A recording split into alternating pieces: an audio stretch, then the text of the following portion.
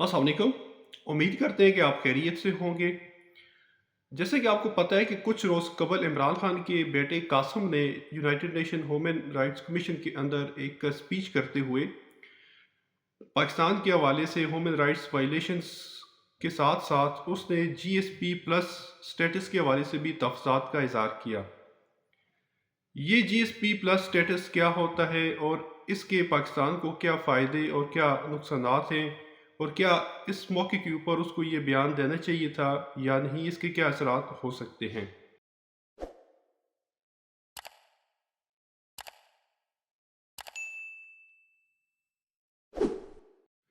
GSP plus से मुराद ये होती है जनरलाइज स्कीम ऑफ प्रेफरेंसेस।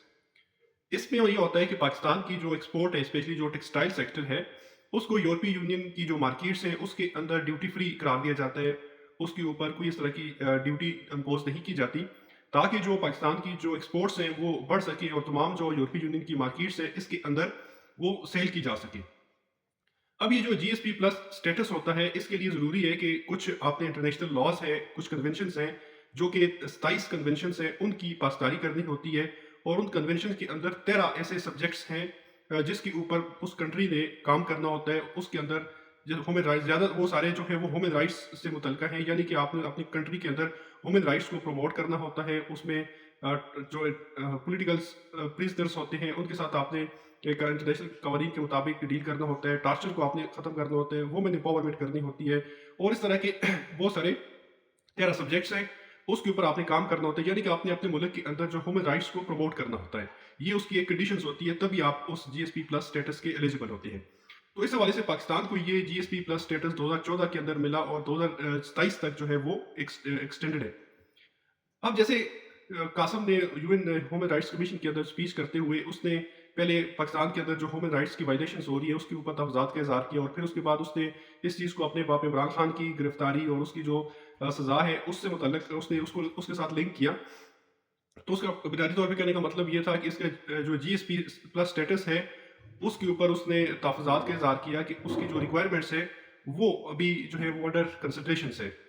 तो इस हवाले से जब आपके मुल्क के अंदर जो हमारी एक्सपोर्ट है वो ऑलरेडी कम है, यहाँ पे बैलेंस ऑफ पेमेंट का बहुत ज़्यादा इशू है, और फिर अगर किसी वजह से आपको एक कंसेशन मिल रही है जीएसपी प्लस की सूरत के अंदर, तो आप अगर उसके ऊपर क्वेश्चन उठाएंगे और जिसकी वजह से अगर मुल्क का नुकसान होता है, हमारी जो एक्सपोर्ट है उसके ऊपर वो अगर पाबंदियाँ लगा देते हैं, तो अल्टीमेटली जो मुल्क की जो इकानमी है उसके ऊपर उसके मनफी असरात मरतब होंगे।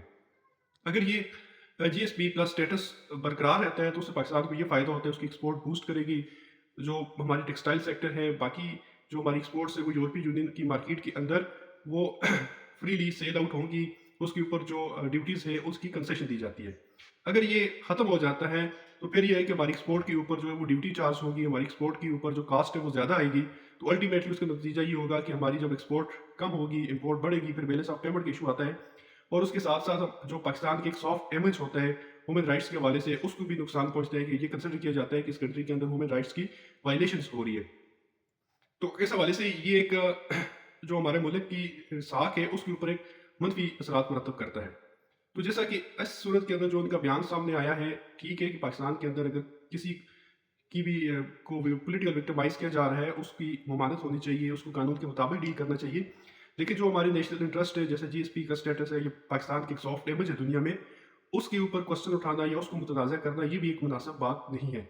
इसकी क्योंकि एक देरपा और मनफी असरात हो सकते हैं। तो लिहाजा जो हमारी कौमी मफाद हैं उसको अपने ज़ाती मफाद के ऊपर तरजीह देनी चाहिए। जो पाकिस्तान की नेशनल इंटरेस्ट है उसको हमेशा प्रेफर करना चाहिए, क्योंकि ये ऐसी चीज़ें होती हैं कि जो हमारे ख़ानदान के या हमारे ज़ाती मफाद से बालातर है।